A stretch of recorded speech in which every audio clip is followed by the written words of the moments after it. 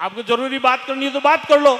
आप 5-5 मिनट के अंदर आप मोबाइल के ऊपर बात करो। ये मोबाइल नाम की क्या बीमारी आ गई भाई, इस बीमारी को ठीक करो। मैंने ये देखा सड़कों के ऊपर आप जाते हो, आपके सर के ऊपर हेलमेट भी नहीं लगा रहता है और पीछे 2 सवारी बैठे रहती है और छोटे छोटे बच्चे भी आगे पेट्रोल की टंकी पे जो है ना आपके बैठे हैं, फिर भी आप मोबाइल के ऊपर एक हाथ से बात कर रहे हो और एक हाथ से मोटरसाइकिल चला रहे हो। ऐसी खतरनाक ड्राइविंग मत करो मेरे भाइयों।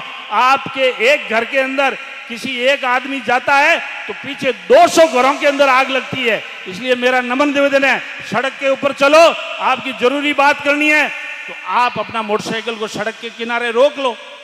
आपको जरूरी बात करनी है तो बात कर लो। आप 5-5 मिनट के अंदर आप मोबाइल के ऊपर बात करो। ये मोबाइल नाम की क्या बीमारी आ गई भाई, इस बीमारी को ठीक करो। ये माताएं और बहनें बैठी है, आप इनको दुख दर्द पूछो कि जब एक्सीडेंट के अंदर, सड़क एक्सीडेंट के अंदर कोई घर का जवान यदि लड़का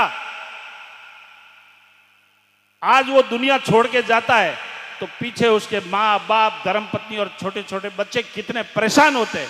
बुजुर्गों से और मेरे खास करके युवा साथियों से कहना चाहूंगा, जो मेरे युवा साथी है, एक बात का ध्यान करना, जो ना संस्कार कहीं मंडी में नहीं बिकते।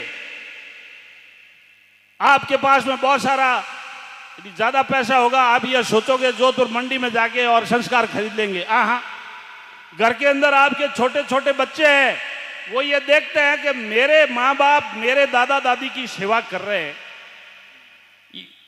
और उन छोटे बच्चों ने अपने माँ बाप को ये काम करते हुए देखा कि मेरे दादा दादी की सबसे बढ़िया सेवा मेरे माँ बाप कर रहे हैं। उनको दवाई भी दे रहे हैं, उनके कपड़े भी धो रहे हैं और यदि वो पोटी चले जाए तो भी साफ कर रहे हैं और पानी पेशाब का भी साफ कर रहे हैं, टाइम टू टाइम भोजन भी करवा रहे हैं। तो यदि छोटे छोटे बच्चों ने ये देखा कि मेरे दादा दादी की सेवा मेरे माँ बाप कर रहे हैं, तो आप भी अपनी औलाद से उम्मीद कर लेना कि आपकी औलाद भी आपकी सेवा करेगी। यदि आपने अपने माँ बाप की सेवा नहीं की तो अपनी औलाद से भी उम्मीद मत करना कि वो आपकी सेवा करेगी। ये मेरा नम्र निवेदन है, जो ना सभी बड़े बुजुर्गों से और मेरे युवा साथियों से, कि घर के अंदर अच्छे संस्कार दो। एक शाम वीर तेजो जी के नाम, आज तेजो जी को क्यों याद करते हैं?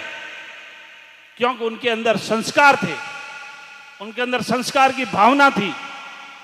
इसलिए मेरा नम्र निवेदन है कि हर ग्राम पंचायत में आप एक तो झगड़े वहीं निपटाओगे। अगले साल की जब मैं और बाबू सिंह जी यहां आए तो जैसे सरपंच पदमपुरा आया या सरपंच शेरगढ़ आया तो वो हमारे से ये आके इस बात का दुपट्टा पहने और इस बात की तेजो जी की तस्वीर लेवे कि मैंने मेरी ग्राम पंचायत में ऐसा जाट समाज के 5 झगड़े थे, 10 झगड़े थे, उनको घर में बिठा के और हेंगो ने राजी खुशी कर दिया और गुड़ की रोटियों हाथे जिमाई।